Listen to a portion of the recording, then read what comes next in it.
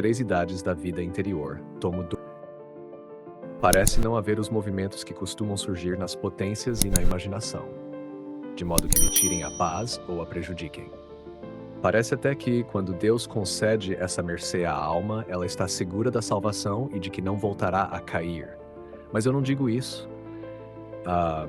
E sempre que tratar desta maneira, que parece que a alma está em segurança, entenda-se que é enquanto a divina majestade a sustenta com sua mão e enquanto ela não o ofender. Este ensinamento revela que Santa Teresa é menos categórica do que São João da Cruz. Na canção 22 de seu cântico espiritual, ele afirma: entrou a esposa, isto é, a alma, em tudo que é eterno, deixando de lado e esquecendo todas as tentações, perturbações, dores, preocupações e cuidados, transformada neste sublime abraço. O modo de falar de Santa Teresa parece mais conforme com a teologia. A doutrina ensina que a graça da perseverança final não pode ser merecida, e que, para se ter certeza da salvação, seria necessário ter uma revelação especial da própria predestinação. Este ponto foi definido pelo Concílio de Trento. Portanto, não é lícito afirmar que a união transformante, em todos os seus graus e em todos os casos, seja equivalente a tal revelação. Lembremos-nos também de que, mesmo após receber uma revelação, é possível duvidar do seu caráter divino diante de certas tentações. Não esqueçamos o exemplo profundamente tocante do grande santo chamado São Paulo da Cruz. Dos 35 aos 75 anos, viveu mergulhado numa noite escura do espírito, quase contínua e reparadora, na qual se perguntava muitas vezes se alcançaria a salvação. Talvez devamos entender com essa reserva, enquanto sob a graça atual da união, as palavras de São João da Cruz, quando escreve: o apetite natural, que só tinha força para saborear o gosto das criaturas, o que gera morte, agora está transformado em gosto e sabor divino, movido e saciado por outro princípio mais vivo, o deleite de Deus, porque está unido a Ele. E assim já é somente apetite de Deus. Por fim, todos os movimentos, operações e inclinações que antes a alma possuía por força de sua vida natural, nessa união, são transformados em movimentos divinos, mortos para a operação natural, vivos para a operação de Deus. A união transformante com Deus, porque a alma, já como verdadeira filha de Deus, em tudo é movida pelo Espírito do Senhor, como ensina São Paulo ao dizer: todos os que são guiados pelo Espírito de Deus, esses são filhos de Deus. Carta aos Romanos, capítulo 8, versículo 14. Sabe-se que, ao tratar da união transformante, São Filipe da Santíssima Trindade e o padre Scaramelli afirmam que esse estado tão sublime exige que Deus revele à alma a amizade indissolúvel que existe entre ambos. Segundo esses autores, ainda que a pessoa assim favorecida não receba uma revelação explícita sobre sua predestinação, já se encontra em posse de algo equivalente a ela. É suficiente afirmar, cremos, que o Espírito Santo, neste caso, firma grandemente a certeza da esperança. Essa esperança, como ensina São Tomás de Aquino, na Suma Teológica, segunda parte da segunda parte, questão 18, artigo 4, consiste numa certeza de tendência para a salvação, ainda que não seja a certeza plena da posse definitiva dela. Mas o Espírito Santo confirma essa segurança da esperança pela afeição filial que desperta em nós. E então se cumprem plenamente as palavras de São Paulo. O Espírito testemunha ao nosso espírito que somos filhos de Deus. Carta aos Romanos, capítulo 8, versículo 16. Durante esse estado são concedidos certos toques divinos tão profundos que, segundo os místicos, ficam impressos na própria substância da alma. Mas o que se deve entender por tais toques? São moções sobrenaturais das mais profundas, que atingem as profundezas da inteligência e da vontade. Deus está mais íntimo a nós do que nós mesmos, pois Ele sustenta diretamente a substância da nossa alma por um ato divino contínuo, que prolonga o próprio ato da criação. Ele conserva, na essência da alma, a graça santificante. e, em certos momentos, por uma inspiração especial, move o íntimo da nossa vontade e da nossa inteligência para conduzi-las a Ele. Isso acontece por um contato não quantitativo nem espacial, mas supraespacial, espiritual e absolutamente imediato entre a essência divina e a substância da nossa alma. Desse contato profundo, surgem, do íntimo das faculdades superiores, atos diretos que somente Deus pode produzir em nós e que jamais poderíamos realizar sem essa inspiração especialíssima. A alma só pode agir por meio de suas faculdades. Não pode conhecer, senão pela inteligência, nem amar, senão pela vontade. Mas aqui, sob a ação desses toques divinos, ela opera a partir do núcleo mais íntimo dessas faculdades, do ponto onde elas se enraizam na essência da alma. Nesses momentos, sobrevém um verdadeiro abraço espiritual de Deus, intenso e apertado. Também acontece nas profundezas da alma uma espécie de ferida de amor, deliciosa ferida espiritual, que às vezes, como nos santos estigmatizados, é acompanhada por uma dolorosa chaga corporal, particularmente no lado do coração. É Deus quem fere a alma, atraindo-a fortemente para si e comunicando-lhe um desejo ardente de vê-lo face a face, de nunca mais se afastar dele. Esse desejo vivo pela visão beatífica é a disposição normal para recebê-la sem demora. Anseio semelhante também existe, à sua maneira, nas almas do purgatório, quando estão próximas do fim da sua purificação.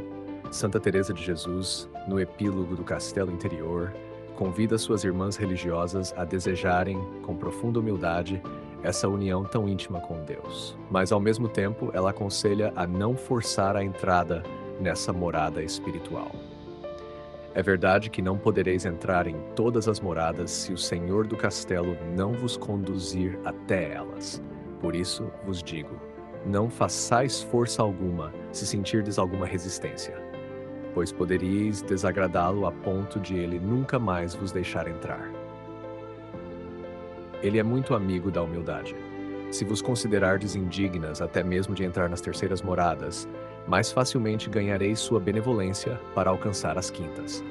E de tal modo podereis servi-lo a partir dali, voltando com frequência àquelas moradas que ele mesmo vos introduzirá naquela que guarda para si. A alma em busca da visão beatífica. Essas palavras nos fazem compreender que o estado de perfeição espiritual de que tratamos é, nesta vida, o último grau do desenvolvimento normal da vida da graça, considerado não em uma pessoa em particular, mas em si mesmo. Essas alturas da vida espiritual devem necessariamente levar a esta aspiração, que até então talvez não existisse com tal intensidade. Um grande anseio pela vida beatífica.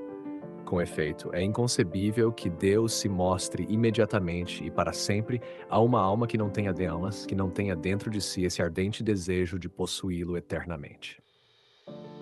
Assim, Deus dispõe essas almas para a visão imediata mediante um toque ou moção divina que tem o sabor da vida eterna. São João da Cruz falou disso de maneira admirável. Ele ensina que esses toques divinos só se alcançam mediante o despojamento de todas as criaturas, e que por um único deles, a alma se dá por suficientemente recompensada por todas as suas boas obras. A ferida de amor, Gia. Referindo-se à ferida do amor, São João da Cruz escreve na obra Chama Viva de Amor, aquela estrofe tão terna. Open quote. Ó, chama de amor viva, que suavemente feres o mais profundo centro da minha alma, pois já não és esquiva, acaba já, se queres. Rompe o véu deste doce encontro. Isto é, terminai a obra da nossa união. Rompei o fio da vida terrena, o último obstáculo que me impede de abraçar meu amado. Este véu ou tecido translúcido permite entrever a Deus, mas ainda é um obstáculo à união imediata e definitiva. A chama viva é o Espírito Santo, que faz nascer na alma atos inflamados de amor, pelos quais ela adquire mais méritos do que por tudo que pudesse ter feito ao longo de toda a vida passada.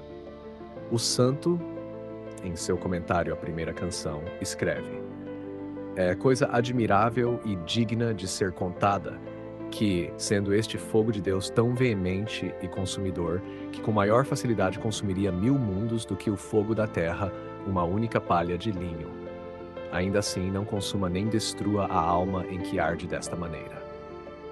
E isto é assim por causa da pureza e perfeição do Espírito, no qual o fogo arde em união com o Espírito Santo, como ocorreu nos Atos dos Apóstolos, onde, vindo este fogo com grande força, abrasou os discípulos que interiormente arderam em amor com suavidade. Porque são poucos os que alcançam essa união.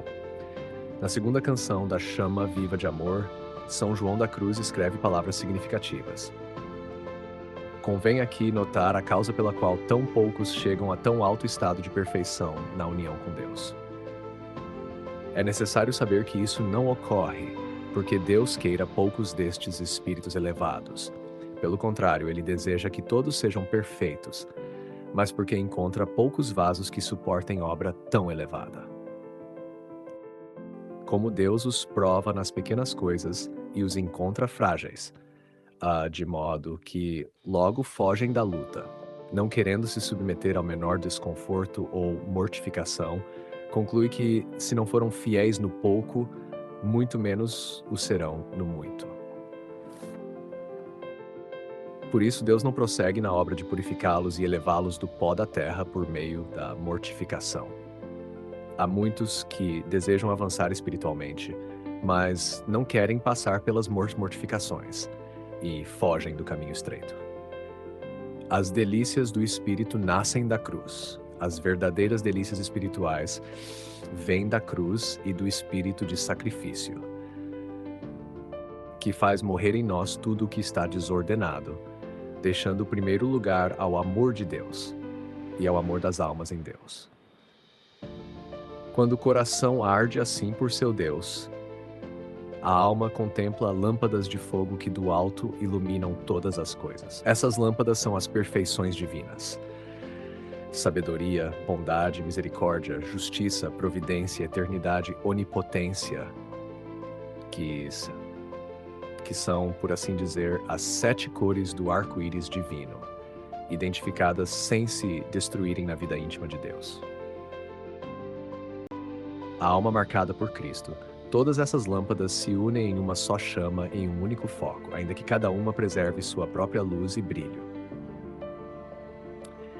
Assim se percebe, nestas almas, um profundo esquecimento de si mesmas e um grande anseio de padecer à semelhança de nosso Senhor. A alma participa da fortaleza de Cristo e de seu imenso amor pelos homens, e chega a praticar ao mesmo tempo virtudes que, à primeira vista, parecem opostas: justiça e misericórdia, fortaleza e mansidão. Ela une a contemplação mais elevada a um senso prático desperto para julgar retamente todas as coisas. Essas almas estão definitivamente marcadas com a imagem de Cristo. A vida apostólica e a plenitude da contemplação. A vida apostólica, pública ou oculta, e a vida de reparação transbordam da plenitude da contemplação e da união com Deus. Tal é, sem dúvida, a perfeita disposição da alma já purificada para passar no instante da morte, imediatamente da terra ao céu, sem tocar no purgatório. Somente nesta união íntima é sentido aquele vivo e ardente anseio de ver a Deus. Pois não se concebe que Deus se manifeste imediatamente e para sempre a uma alma que careça desse desejo inflamado de poder contemplá-lo. Chamado à união e à purificação. Essa doutrina seria por demais elevada para nós se no santo batismo não tivéssemos recebido a vida da graça. E se não recebêssemos com frequência a Sagrada Comunhão, cujo fim primário é aumentar em nós o amor a Deus. Se esse amor crescesse continuamente, veríamos muito cedo as almas interiores alcançarem essa íntima união de que acabamos de falar. Mas, infelizmente, muitas delas fogem das provações que Deus lhes envia para purificá-las. Como nos recorda São João da Cruz em Chama Viva de Amor, canção 2ª, open quote: se esse amor crescesse sempre, veríamos muito depressa as almas interiores alcançar essa união íntima com Deus, se não fugissem das provas que o Senhor lhes envia para as purificar.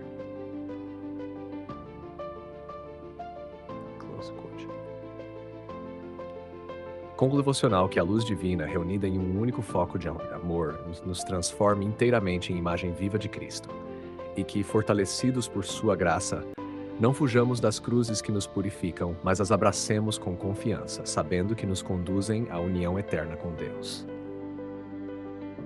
Notas explicativas. 1. União transformante. A união transformante é o grau mais elevado da vida espiritual nesta terra. É uma graça mística em que a alma, purificada de todo o apego desordenado, vive profundamente unida a Deus, movida em tudo por Ele. Nessa união, as operações naturais da alma, inteligência, vontade, desejo, são suavemente elevadas e movidas por impulsos divinos. Ela é o fruto do pleno desenvolvimento das virtudes teologais e dos dons do Espírito Santo. 2. Confirmação em graça. O autor menciona que os apóstolos no Pentecostes receberam uma confirmação em graça. Essa expressão indica uma firmeza especial na vida espiritual, como se a alma fosse preservada do pecado mortal e, em muitos casos, também do venial deliberado. Não se trata de impecabilidade absoluta, mas de uma ação contínua e protetora da graça divina. 3. Perseverança final. A certeza da salvação só é possível mediante revelação especial. Santa Teresa de Jesus é cautelosa ao falar sobre essa segurança. Ela afirma que, enquanto a alma estiver na união, não peca deliberadamente, mas isso não garante a salvação sem reservas. O Concílio de Trento declarou que a graça da perseverança final não pode ser merecida. 4. Toques divinos. Os toques divinos são moções interiores muito profundas, que atingem o âmago da alma. São como abraços espirituais ou feridas de amor, que despertam no coração uma sede ardente de ver a Deus. Esses toques não são sensíveis como os movimentos comuns da alma, mas são obras imediatas da graça divina no fundo da vontade e da inteligência. 5. Herida de amor. A ferida de amor é uma imagem mística usada por São João da Cruz para expressar o desejo intenso de união com Deus. Essa ferida é causada por um amor tão profundo que chega a provocar sofrimento e delícia espiritual ao mesmo tempo. Ela predispõe a alma à visão beatífica, o ver Deus face a face no céu. 6. A llama de amor viva. O poema Llama de Amor Viva, de São João da Cruz, é comentado pelo autor como expressão do fogo divino que consome o coração. Esse fogo é o Espírito Santo, que inflama a alma com amor tão puro e intenso que ela deseja romper o véu da vida terrestre para se unir definitivamente a Deus. 7. As 7 lâmpadas de Deus. Sabedoria, bondade, misericórdia, justiça, providência, eternidade e onipotência. Essas lâmpadas representam os atributos divinos. Juntas, iluminam a alma elevada à contemplação, como se fossem as cores de um arco-íris divino que não se confundem, mas brilham na unidade de Deus. 8. Mortificação e purificação. A alma só chega à união transformante pela via da cruz. São João da Cruz adverte que muitos desejam os frutos da união, mas não aceitam o caminho da mortificação. Somente os que perseveram na purificação interior, com paciência e humildade, tornam-se vasos preparados para essa obra divina. 9. Apostolado e vida interior. A união com Deus não isola a alma do mundo. Ao contrário, dá origem a uma vida apostólica fecunda, visível ou oculta, marcada pela caridade, sabedoria e discernimento sobrenatural. 10. Preparação para a vida eterna. A alma que atinge essa união já vive na terra como quem antecipa o céu. Ela deseja ardentemente ver a Deus e está disposta a tudo sofrer para isso. Esse estado é o ápice do caminho espiritual, uma amizade indissolúvel com Deus, firmada na graça, no amor e na total entrega. Queridos ouvintes, chegamos ao fim deste audiolivro e quero expressar minha profunda gratidão a todos que permaneceram conosco até aqui. Sua dedicação em acompanhar essa obra é um verdadeiro sinal de busca pela sabedoria e pelo crescimento espiritual. Que o conteúdo ouvido possa nutrir sua alma e fortalecer sua fé. Aproveito para convidá-los a explorar as playlists do canal Caminho Católico, onde vocês encontrarão outros tesouros espirituais.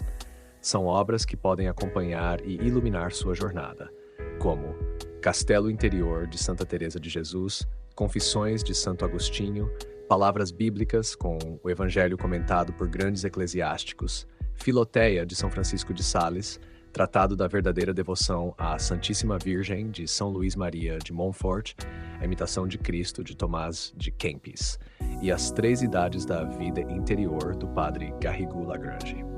Cada uma dessas obras oferece um caminho profundo de reflexão e conversão, e espero que possam encontrar nelas a mesma riqueza espiritual que proporcionaram a tantas gerações.